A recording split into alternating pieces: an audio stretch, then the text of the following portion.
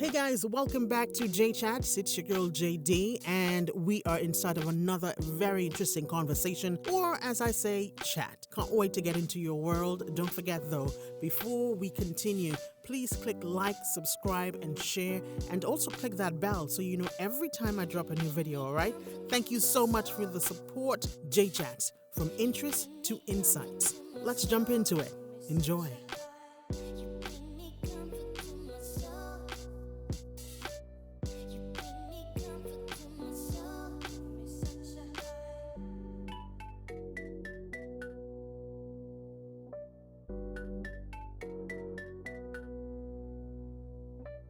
Hey guys, good afternoon. Welcome to another episode of J Chats. I am JD.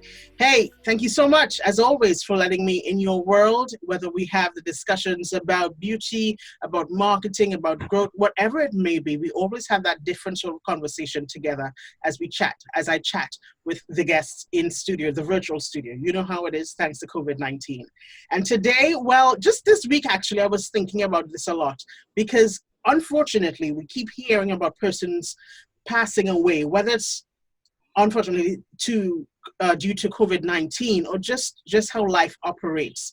And I always wonder, are we prepared for that? Yes, we know that there are programs or services available where you can make that monthly payment towards the farewell service of someone you love. Death is real. Death is part of our life. We come into this earth and for sure we are going to go at some time. But we never know. I don't have the date for anything. None of us have the date for our time of departure, but we need to be prepared. So whether it's the making that payment or that insurance that is out there for your funeral service, that's a great thing. Many people say, I don't have to plan for that. You do. But another thing that came to mind is, the will. And that is when I said, you know what, I've got to have this brother who's here with me. And I say brother because literally he's my neighborhood brother for many years. We both grew up in Monipro, San Fernando. And he is one of those brothers as well who's very involved in the calypso world in terms of calypso music. But today he's wearing the suit and the hat. You're not seeing it, but he is. Mr. Rondell Donawa, who is the young man who is doing his own thing in terms of a lawyer, one of the lawyers in Trinidad and Tobago. I'm not too sure if he's based in South, so he'll clarify that for me in a bit. Well, let me just give you a little bit of his details. Rondell is the principal partner of his own practice, Rondell Donawa and Associates, since 2013. Pretty good. Yeah, Rondell's broad area of legal expertise include litigation, civil, land and family, intellectual property. Sometimes we forget about that and the importance of it in terms of media entertainment. Also corporate government and company law, wills and probate. Listen to me, the list is long. He's got more. Check out some of the info I shared earlier on inside of his intro bio. But today, Rondell is here to share the details with me because I don't know anything when it comes to the will, and I know many of us are not paying attention to the importance of a will, or a will and probate. So maybe they work together, and we'll find out about that right now. Good afternoon to you, Rondell. Thank you so much for joining me inside J Good Chats. afternoon, JD, Julian.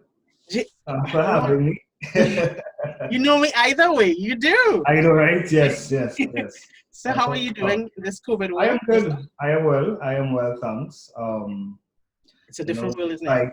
Despite the circumstances, I must be grateful for life.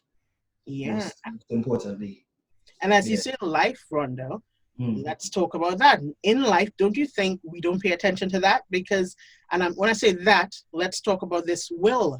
And maybe later on you can tell us what a probate is or if they work together. But what is a will and why is it so important? Right.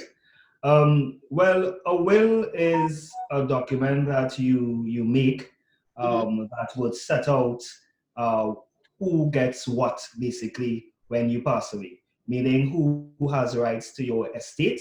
Estate Right. meaning whether it's property or whether it is real or personal, whether it's monies in the bank, whether it's cars, whether it's jewelry, whatever you would wish to pass on to someone, right? That comes in the form of a will, right? So that is the essence of what a will is, something that you leave for someone upon death. Is it very important, as you mentioned, it's very important to have that, but is it something that let's be real. Many persons may leave this world not owning anything in terms of asset. But is it still something that, in terms of property, I should say? So let's say, is it something that you still should do, even if you're a renter and you've been a renter all your life, but maybe you've got, and maybe you have very little savings, but maybe there's some valuable ornament or valuable jewelry that you have as well. Those things still make it very much important to create a will. Of course, I mean, you can only create or you can only bequeath in legal language what you have, Right. right? So therefore, if you are in a rental property, you can't will that to someone. I mean, of course, you may have savings in the bank, and it all depends on your beneficiaries. It all depends on how many beneficiaries or how many, like, let's say, children you have, whether you have been remarried, whether you are single, all these variables. Let's say, for instance, you are married and you don't have any children. Right. The line of succession upon death is your husband. Yeah. Right. So let's say that you only have savings in the bank, and you don't want anyone else to get the savings, then you don't necessarily have to do a will, right? The money is automatically will be, but your husband will automatically be beneficiary. However, you have to apply for that benefit through letters of administration. And later on, I will give the difference between letters of administration and what is a probate, because Right. it's two different applications that you make. Mhm. Right. So, okay. So then here's my next question. If I don't have a will, Mhm. right? Is it that, are you saying that, I know you mentioned some definitely probate, and is it, what's in the other Right. document you spoke about? So therefore, with a will, when someone dies, Right. then it becomes a probate, right? So you apply for probate of a will. Is Let's that an say, action? Probate is yeah, an it's an action action. then. Yeah, it's an action, right?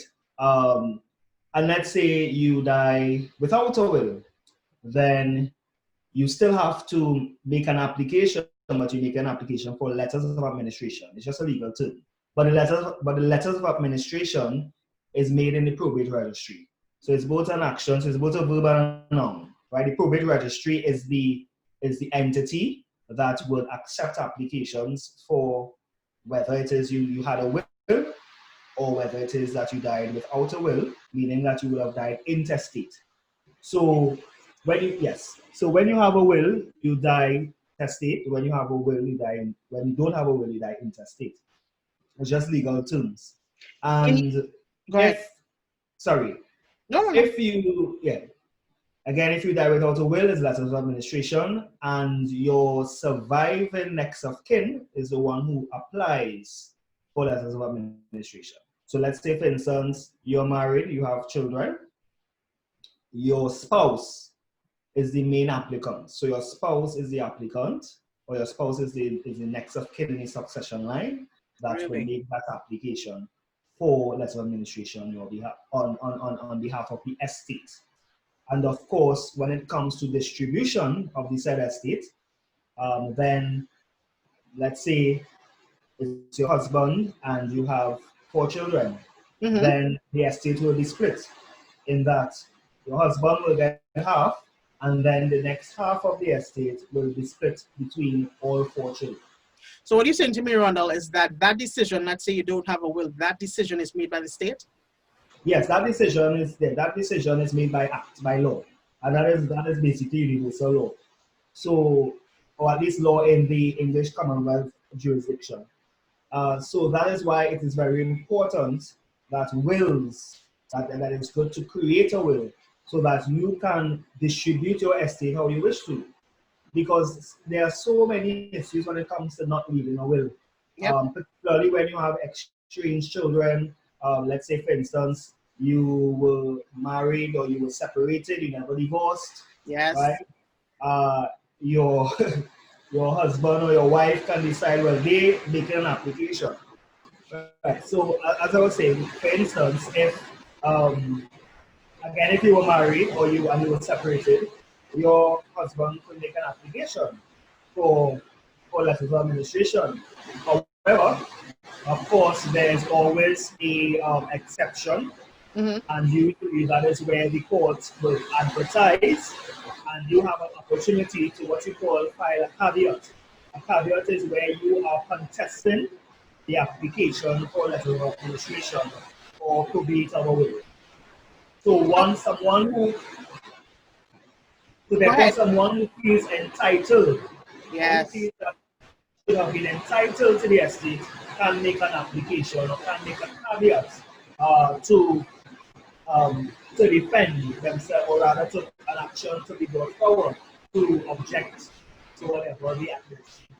So, Rhonda, one of the questions that I want to ask right now is, you mentioned the probate of it and all that of the will, but I want to know who will inherit what. Now, I ask this question because I think about many persons. In fact, I know a particular story of one of those women that I call my mama, and she's a mother of a very good friend.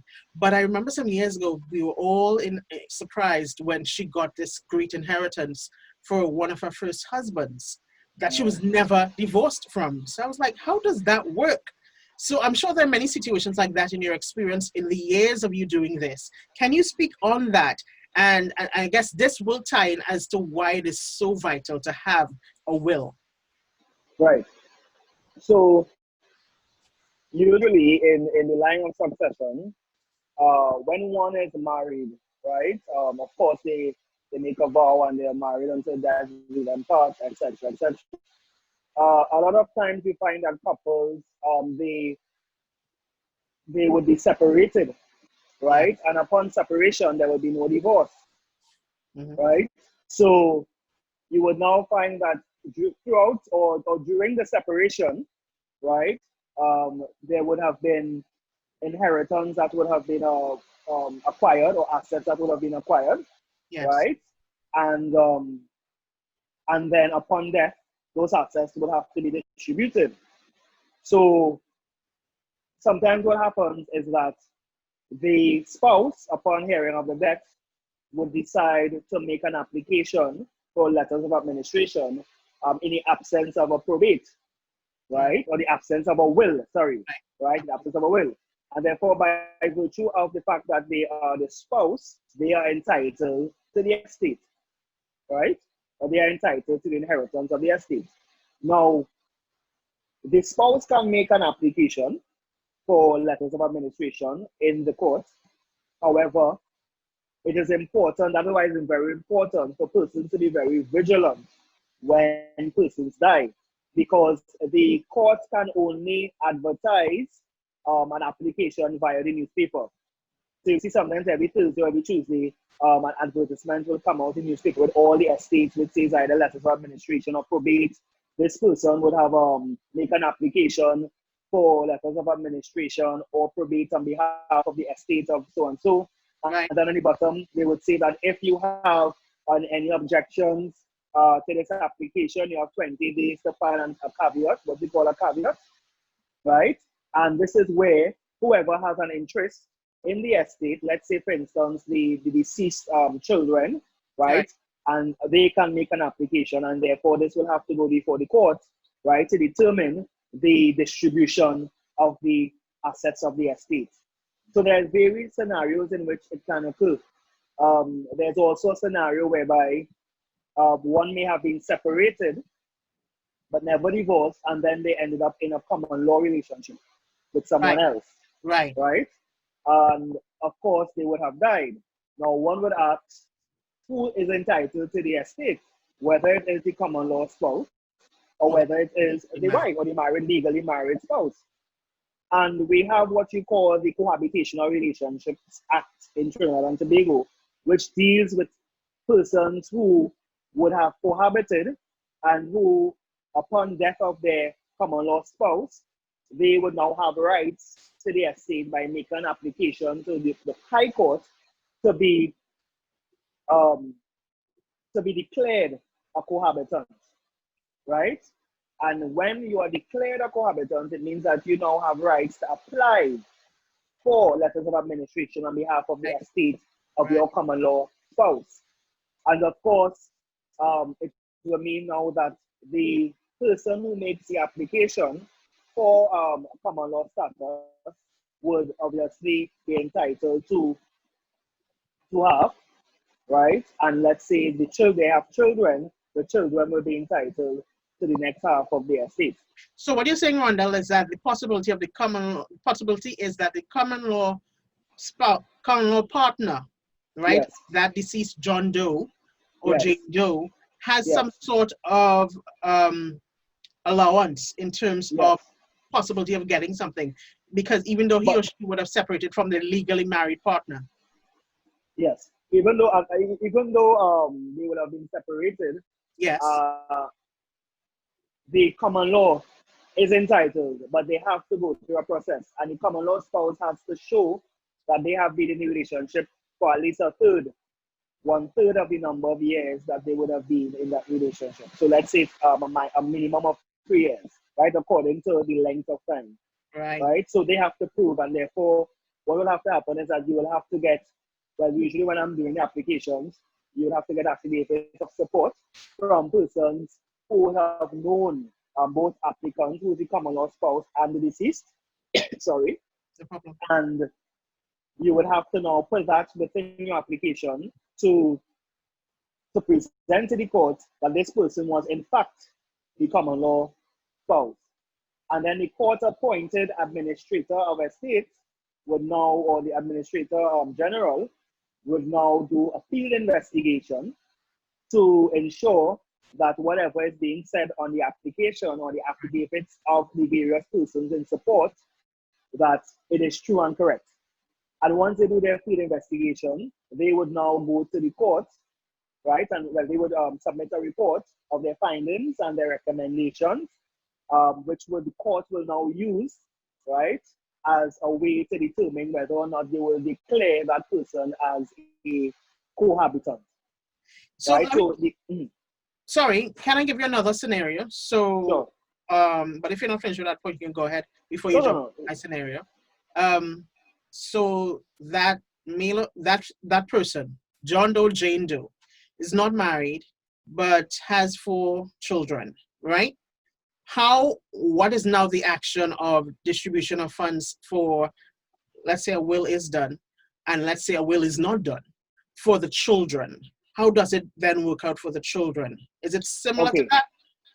Well, because you said with the spouse or the ex-wife or whatever, they automatically get are entitled to it. But when it comes to children, well, in terms of dying without a will, the children gets the one half of the estate goes to the spouse, the other half will be split between the children. But let's say there's no spouse. Let's say spouse is gone, maybe, or I just never married. Okay. Right. So if you were never married, then the next of kin or the next line of succession will be the children. Right? So the children will be entitled equally to the estate unless there's a will.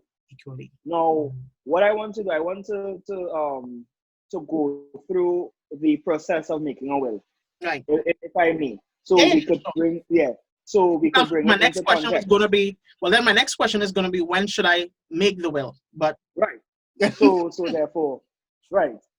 So persons who have complicated lives, or rather who has assets all over the place, or someone who has a lot of children, right. It is always important to make a will, because a will determines, basically in local parlance, who gets what, right? So a lot of times, so let's go through the procedure. Right. You have to appoint what you call someone to execute or to administer the contents of the will or the estate. And that person is what you call an executor. Mm-hmm. So if it's a male, the person you appoint is an executor. If it's a female, it's an executrix. Okay. Right? What? So executrix. Yeah. Okay. Yeah, executrix. Right? Yeah. EXEUCTRIX. Okay. Like if we're on tricks. But anyway. Yeah.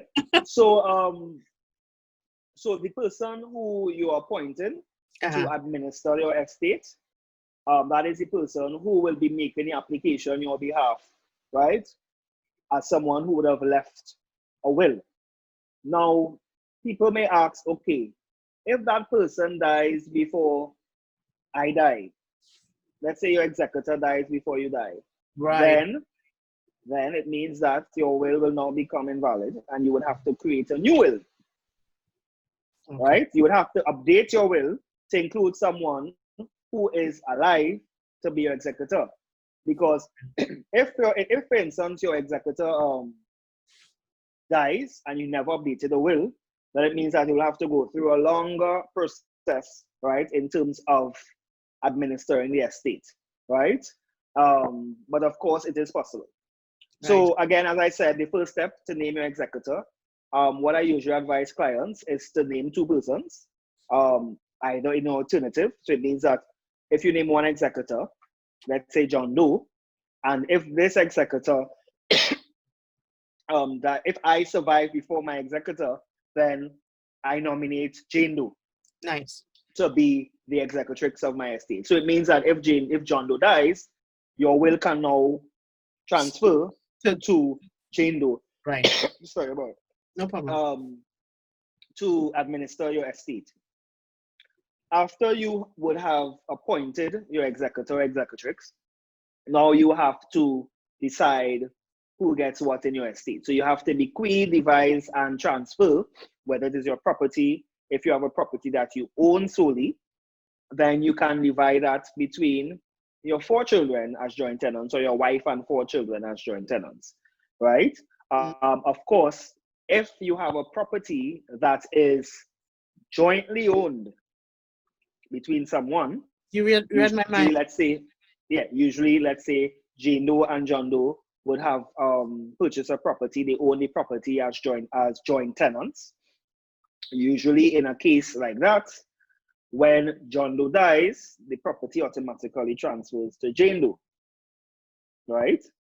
Mm-hmm. However, there's something called severing of your tenancy, meaning that if you want your beneficiary, right, severing, sorry, if you want your beneficiary, Mm-hmm. right, to be entitled to your share, then you would have to make your will stating that I give my 1/2 share to whomever.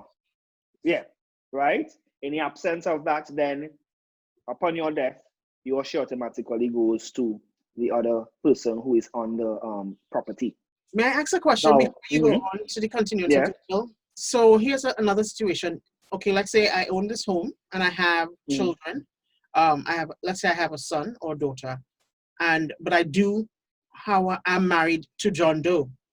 But like now, if you look at owning an HGC home, and you're saying HGC because it is what it is in Trinidad and Tobago, usually they say put a second person, So if I placed my daughter, because she's the only one that's also making that kind of money to assist in terms of maintaining the home. So it's me and my daughter.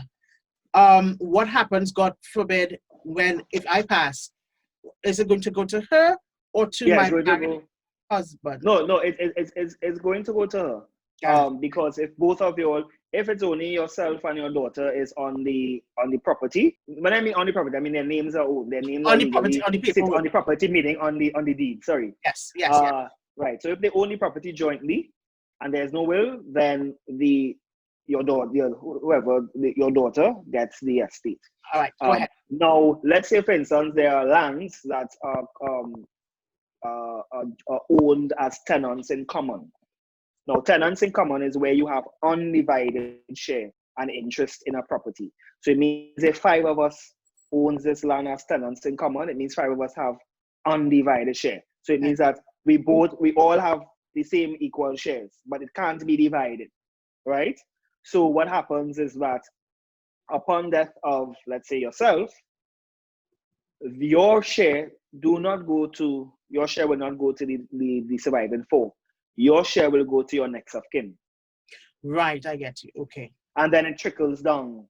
Okay. Right? And then let's say, for instance, if you leave a will stating that you own 1/2 undivided share, and you state, okay, you want that to go to one of your sons rather than all 4, then that is where your will comes in. And that's where your will only bequeath your share to that one son.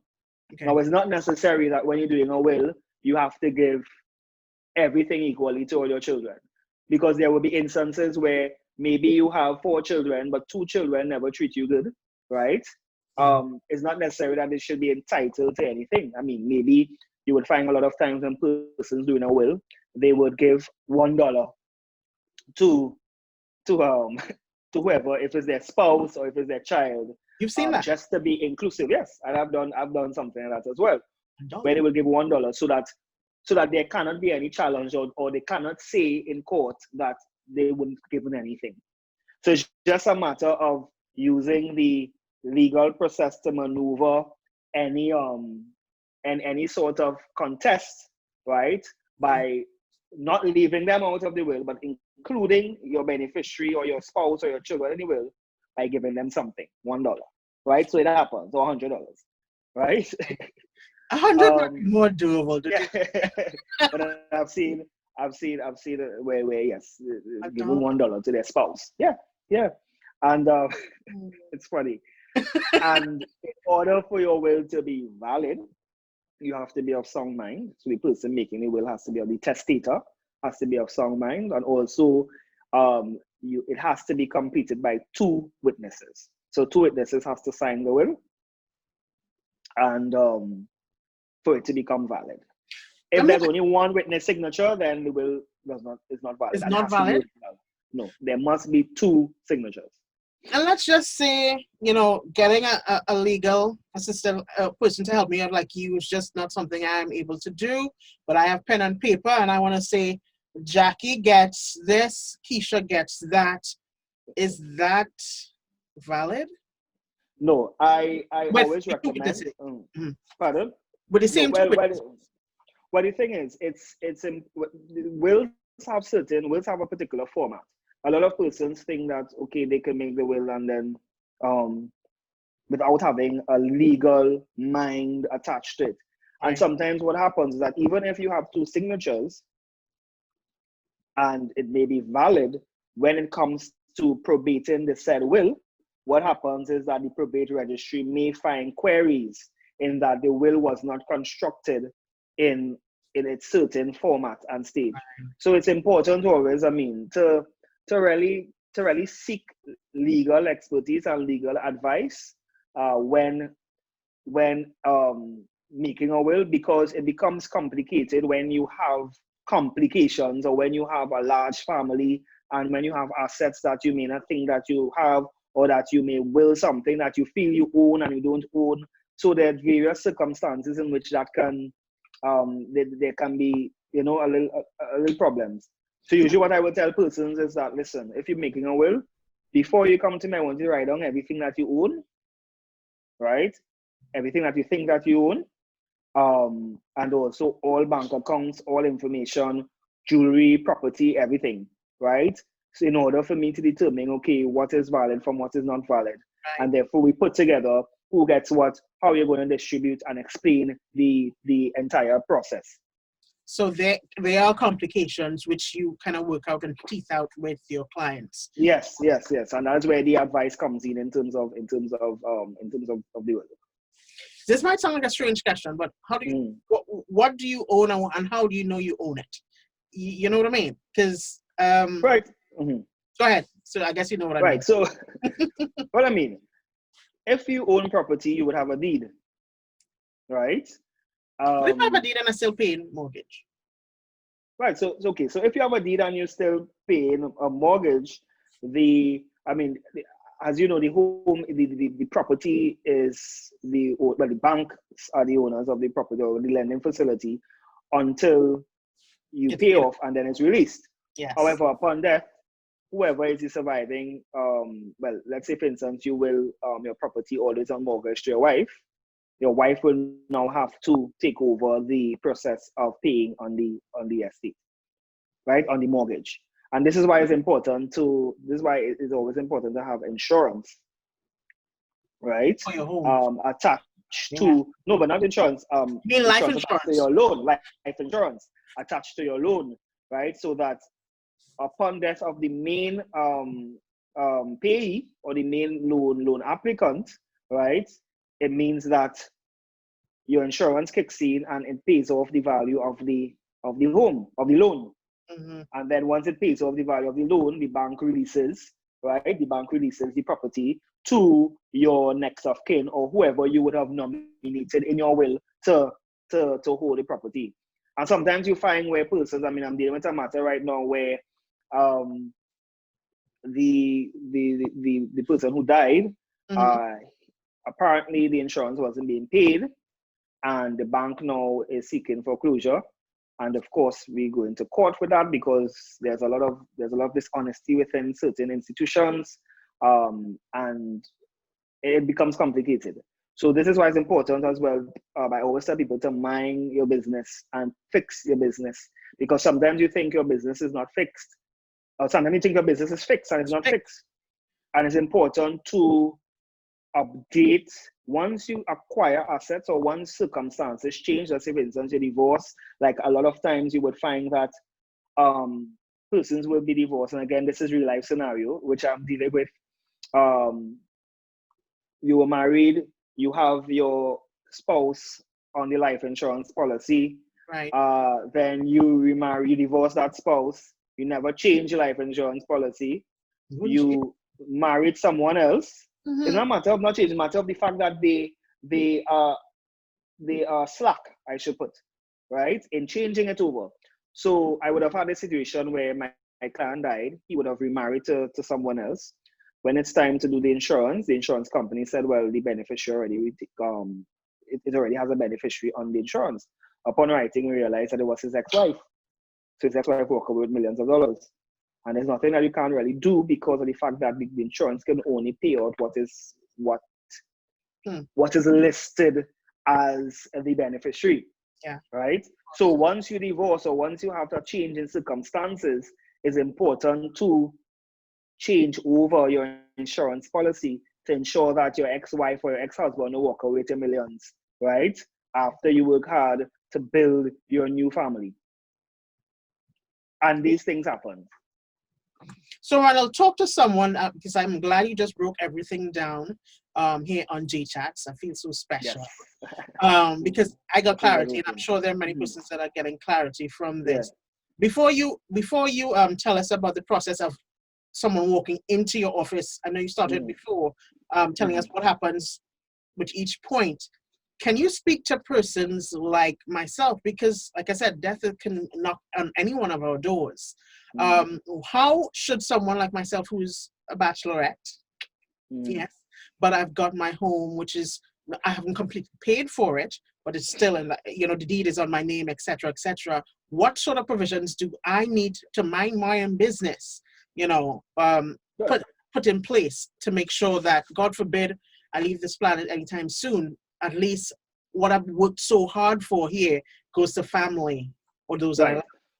So this is why it's important for single people like ourselves to also mind our business, because bachelor, because I mean, you never know, circumstances could change, right? But let me break this down.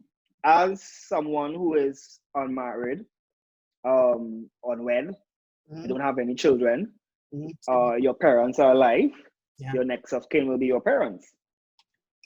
Sometimes, because they would be they will be your first surviving line. Sometimes let's say your parents die and you have siblings, your siblings will be the next in line. Now it becomes complicated because if you never had a relationship with your siblings, it means that your siblings can now come and make an application for your property. Right. So this is why it's important to, as a single person, to leave a will, right? For your peace of mind, so that you can leave your will to your God, you can leave your property to your godchild, or you can leave your property to your niece, or whomever you know, or the church, or whomever you nominate, right? To hold your property, or whether you want to put it on trust for the church as as a donation or something like that. And I always say it's important when you have big families, if you have a lot of siblings, that you leave to a particular person or a particular sibling or whatever sibling, because as you get older, your parents get older, right? Obviously, it will mean that if you die in intestate, meaning without a will, your mother or your father, who's in their 70s, 80s, will now have to go through the whole process, and the property will have to go on their name, right? thereafter they can now decide who they give the property to after. So to avoid all of that and to avoid any contention, is important as somebody who owns property. Once you own property, once you own assets, it's very important that you make your will, right? So that no one else can come out and there's no family issues when it comes to dealing with the administration of the estate. Yeah. And it's a horrible conversation that people don't like to have, but yeah, people don't like it. Yeah, it's a necessary conversation because you don't want the fighting between the loved ones, or you don't want, in the case of like a bachelorette, and so for somehow there's no way to show where your assets go to after you leave, bachelorette. So it's clear that even whether you're single or committed, everyone should write a will. Yeah, everyone should, because trust me, you see, when it comes to land, family will be great now, but the minute you die, it's drama upon drama upon drama, right? I am dealing with a matter with respect to the same will, same accusation of false wills and all these various things. A matter that has been going on since 2004, since I was in secondary, since I was in school, and then having now being a lawyer, I have taken over the matter, and the matter is still being dealt with, So it takes years, man. Yeah, it takes years. And it only takes years because sometimes you find that families, when the court is progressing with a matter, then one of the other families make another application, or they make an injunction upon an injunction upon injunction, and then the court always tries to have relatives settle matters rather than going through an adversarial court trial process. And a lot of times it doesn't work out. A lot of times the court has to adjudicate on the, on who gets what and who's entitled to what. And it's really not a good, it's not a good thing for families to be fighting over property, because, I mean, at the end of the day, when we die, we all die with ourselves, our don't take a thing travels. Yeah. We don't take a thing. So yeah, it's pretty sad. And again, stressing the importance of a will, taking your time out, sacrificing yourself. And a will is not a death sentence, because a lot of people who make wills live long, and they have to redo their will after 10 years again, So it's not a death sentence. Good question. So is there a time period in which you should renew, or just if your assets change? Yeah, if your assets change, if your circumstances change, then you renew. If one of your witnesses died or two of your witnesses die and you're aware of that, update your will. Right. It's just a matter of updating it to reflect the persons who are supposed to administer, the persons who are witnessing the estate are alive. Yeah. To avoid any complication of having to now do a different type of application to administer the estate and stuff like that. And because, of course, at least one of the witnesses has to sign as someone who would have been present. Yeah, who would have been present. Yeah. So Rondell Donawa, lawyer, good friend of mine from Manipur, former neighbor, all that. I am just so grateful that you're giving us this information. But I want you now, this is about you, and of course, this can assist in having many persons come into your office, flooding your office for your help, and that's great. Tell us the process of coming in, what we need to work with, of course, your location and your contact number as well, or ways of communicating with your office. But what do we need to do? I am here. I need to organize my will. Tell me what I need to do. Talk to Right. So what you need to do, all you need to do is make an appointment. And of course, I am located on the first floor of Keith and Harris Streets, San Fernando. Right. That is just 2 buildings from Flo. Right. Just 2 buildings down from Flo. My practice is on the first floor there. Of course, I work by appointments. So my contact information is 222-5821. Right. My email address, rondell.donawa@gmail.com. Can you say that basically make an appointment, rondell.donawa@gmail.com. Yeah, that's RONDELLD. Sorry, RONDELL.DONAWA@gmail.com.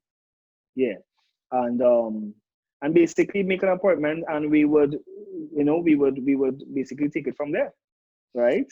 I mean, and of course, it's super important that you make time, right, for whatever that you want to do, within your life. So is it just coming in and I make the appointment, we sit down and we decide what I want to do with this will, la, la, la. How long is that process? Yeah. Well, usually what happens is that when you call, you make the appointment. When we meet, we will discuss exactly what you want to do. Right. How much assets you have. I would indicate to the client, okay, I need you to write down everything that you would have owned, that you own. I need you also to bring proof that you own these. Like if you have property, bring proof of the deeds, bank account information, list all the persons that you may want to hand over certain things to. Right. Then when we come back to the follow-up appointment, then I would take all the information, take final instructions, have you sign your instructions as giving me authority to draft the will. Thereafter, I would draft the will. It's according to how crucial the circumstances are. I try to draft and execute wills within 2 weeks. Oh, okay. Yeah, because you never know what happens, particularly when someone is sick. A lot of times people only start to draft wills when they're on their dying bed, right? And of course you have to move quickly. There were, one or two occasions where I would have been instructed to do a will for 2 cancer patients that are, dying. And I got the instructions, I drafted the will, and when it was time to go to the hospital, they passed away. Mm. And it's very, by the time I remember at one point in time, everything was happening so fast, I rushed to go to the San Francisco hospital, and as soon as I entered the hospital, the person said, well, my mom passed. Yeah. It's quite lawyers always have a task where people may not, sometimes may sometimes think lawyers just there to take your money. It is a very emotional task dealing with people and their matters and their energies and all these various things that we have to deal with, particularly when persons feel as though, because they pay you, they own you, and you have to, to be at their behest and all, so it's a lot of things that you go through. And of course, it teaches you patience, tolerance, it teaches you understanding, it teaches you empathy, of course, because, I do a lot of family matters as well. So I do a lot of divorce, custody, applications, access, all these various things. So even family matters are quite, it is quite emotional, quite a lot. And, families going at each other. And as attorneys, you always have to separate yourself emotionally from your case. I've learned that the hard way. And you just have to deal with it on a legal and logical perspective. That's what you have to deal with it. That we are not psychologists, and sometimes people think that we as lawyers are psychologists. That is for the professionals to do. So many things I've learned from you today. For a will, you must have 2 witnesses. There should be the executor and the executor or the executrix. Tricks. Yes. He says that's the way. Yeah. Writing it down on a piece of paper is not a certified will. So because you made and of course you have to be of sound mind. Mm-hmm. Yeah, so there's many things, and I'm sure persons would certainly like to communicate with you. You shared your number earlier on and your email address. That's there for them to do that. Share my call card as well. Mm-hmm. And one question before we wrap it up: what are you? What they call a power of attorney? What's that? Is that different? Right. All right. A power of attorney is different to a will. Now, a power of attorney grants someone. Okay, say I am the person given the power. So it transfers your legal rights from yourself to someone to act on your behalf for various transactions. But that only survives the life of you. So let's say, for instance, you are ill or you are abroad or you're unable to do certain things. That is where you give someone a power of attorney to act on your behalf. So let's say, for instance, you give somebody a power of attorney Right. The process is basically, again, making your appointment, meeting myself or the attorney to give the instructions to say, okay, I want to give power of attorney to this person to handle this transaction, whether it's to handle my banking transaction, whether it's to handle my property sale, or whether it's a general power of attorney. So sometimes you find a lot of persons do general power of attorneys, whereby they give whomever, whether it's their relative or friend, access to doing a lot of different things. And of course, that comes in the process of a deed, right? So it has to be done as a deed. Wow. In that you have to register it, right? So once you sign, you have to register it, and then when you get back the certified copy, then the certified copy will be valid.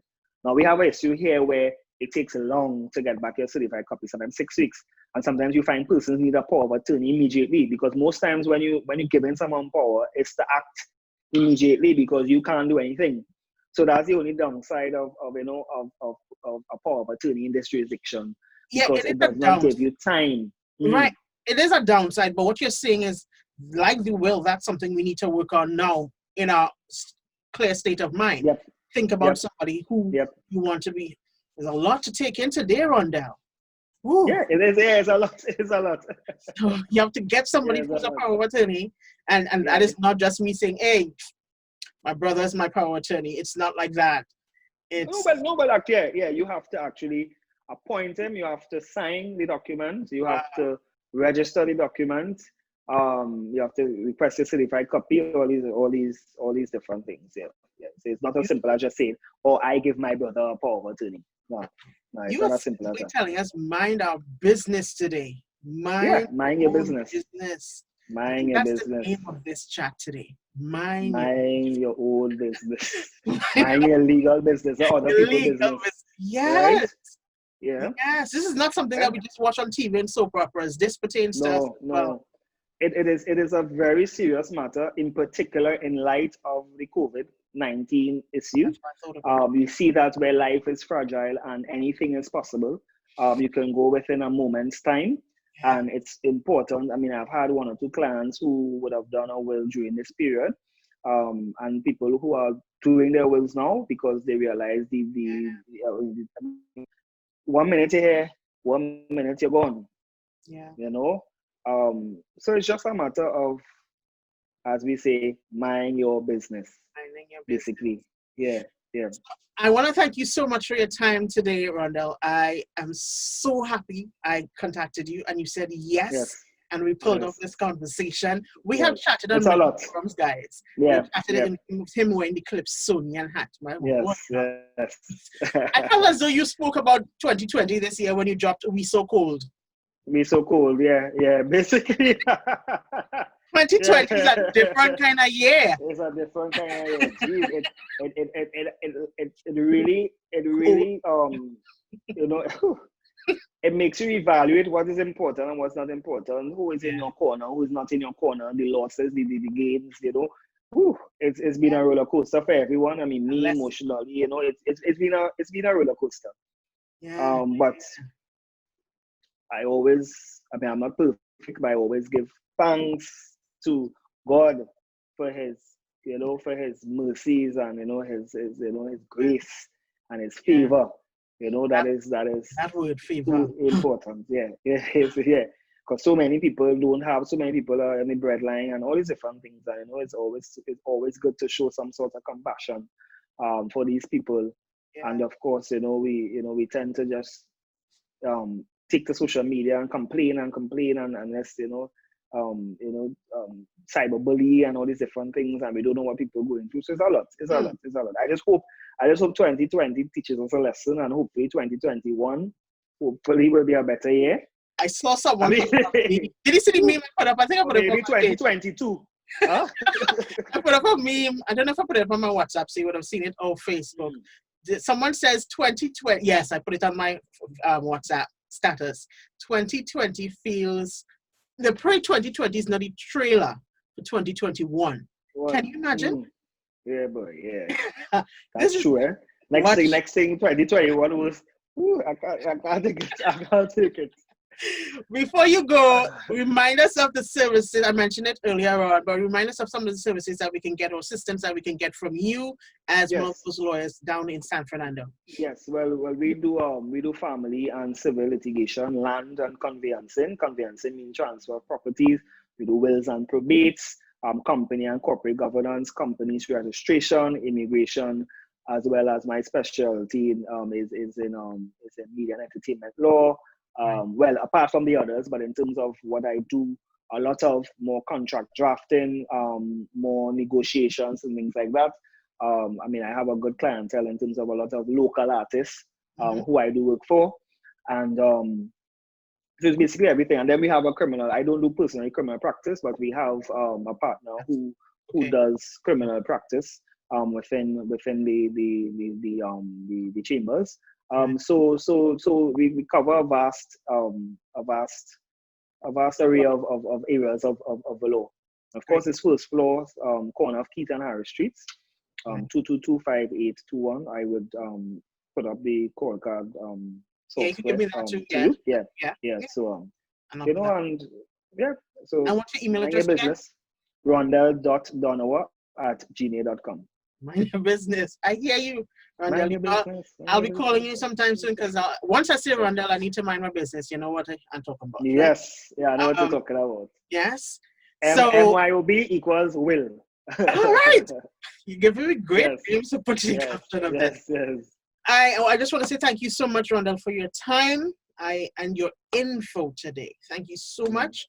I hope you certainly get a lot of persons contacting you after the end of this episode and people share this episode because we all need to mind our own business. And to be honest with you, Rondell, I'm sure you would agree, many of us are not minding our own business, myself included. So we certainly need to jump on that. Thank you so much. What you can also do, what you can also do is, in terms of if you want to make a will, just make sure and add your beneficiaries to your bank account or add your beneficiary to your land or whatever the case is, you know, so that at least when you die, then okay, you know that these monies will be transferred to them and whatever the case is. So that's an alternative. Good point. But yeah, I get what you're saying. But what's the difference though? Because that's an inexpensive one, and whereas so you're not spending anything. That normally, but then that is only if you have, let's say if you only have one child, or you just married, then you can put your beneficiary as your child on all of your account information. You can put your child as someone on your adding them as owner of the property, but on trust because they're under 18. However, a lot of people sometimes don't transfer their property to their children because sometimes it's an expensive process because you have to pay stamp duty, you have to pay all these different things. Even if it's a gift that you're gifting, you still have to pay legal fees. And according to the value of the property, it can be expensive. So sometimes people take the easier way to do a will, right? So upon death, the administration will see about that. Yeah. Or sometimes you find that they would be afraid to transfer their property to their children because next thing they try and put them out or something like that. So, you know, to work hard for, you know, to preserve whatever is on the. I feel like I don't want to leave you because I've got one more question, right? Yeah, sure. We're back to the executor and the executrix. Tricks. So don't like the name. Right. TRIX. Who wrote this? That? Man, who created that? Some man now. Anyway. Probably somebody. Probably Shakespeare. You know. Are there things that he or she must have or should not? Like, should they not be related? What are the things that? Oh, yes. And right. So think about the executor or the executrix can be related to the testator, to the person making the will. They can also be a beneficiary of whatever the testator wishes to give. But the witnesses cannot be anyone who name is a beneficiary on the will. So a witness cannot be a testator, a witness cannot be an executor or executrix, or they cannot be a beneficiary. So they have to be totally separate from whatever is in the will. Right? Yeah. I mean, a witness can be related, right? They can be related to the testator, but they must not form part of the beneficial ownership of the estate. Okay. So in layman terms, the witness can be related to the person who's writing the will, Yes. but they must not be one of the persons getting anything. Correct. Basically. And They must not be. Yes. Jargon. and they must not be a executor or executrix. Also, the witnesses can't be executor or executrix. No. So it's 4 total different persons we need. Yes. To do the first three for minimum. Yeah. Because you need the executor. Because the executor or executrix is, it's just the difference between male and female. Either or. Right? So it's the executor and 2 witnesses. Right. But you said it's better to have an executrix. Yeah, an alternative. Yeah, alternative. Or 2 executors or 2 executrix. Oh, you got 2 males or females. Yeah, 2 males or 2 females, right? Also, the persons that signs the documents are just the testator, that's the person making the will, and the 2 witnesses. The executor only signs the application for the probate when you die. Right. Because you're right. That. Yeah. But the witness is the ones. They're the ones who signs the will. Yes, and they sign the application as well as witnessing the transaction of the will. Rondell, even more. I'm so proud of you coming out from Monaco. This is a lot, but thank you so much. I know your mama bringing it home to you. I know your mama must be so proud. I know everybody, even your brother, very proud of you. Yes. And all the people from Manipur are going to real homegrown now. All our yes. Manipur strong, Sando strong. Yes. Manipurians from San Fernando. Thank you so much. Come out of Manipur. And good. No problem. Thank you. Thank you so much, and thank you for having me. Of course. Thank you for having me, Julian. Of course. We will be back again. Don't worry. Yeah, that's a good idea. I'm sure would you be willing to come back to discuss other things? Because there's so much things you need to learn. So maybe we can have more conversation. All right. Definitely. Guys, thank you so much for looking at another episode of J Chats. I hope you enjoyed and took notes like that. If you don't and you didn't, just press play again. That's the great thing about YouTube. All right. Thank you so much. Turning interest into insight. This is JD, and you know what to do. Click like, subscribe, and share. Take care. Thank you. Bye.